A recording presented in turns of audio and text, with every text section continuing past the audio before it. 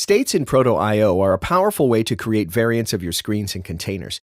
Optionally, you can use an animation when transitioning from one state to another. To create a new screen state, use the New State button at the States panel below your canvas. This will duplicate the contents of your canvas in a new state. We'll use states in this e-commerce wireframe to prototype the product information tabs.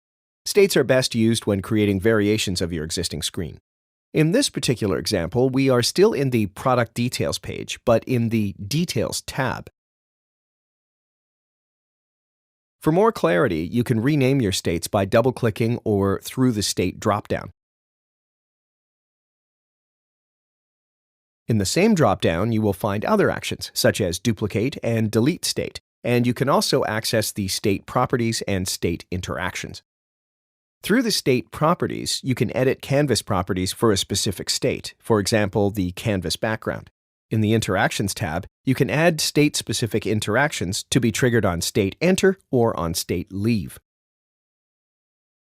To easily create an interaction so that clicking on the Description tab takes us back to the Description state, we can use the Interaction Wizard, dragging it to the target state of the interaction in the States panel.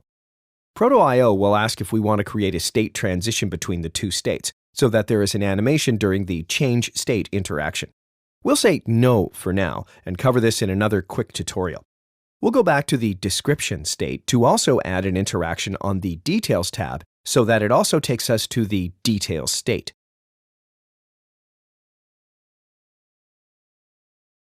Similar to screens, you can also have states on containers, which allows for better control and more elaborate projects.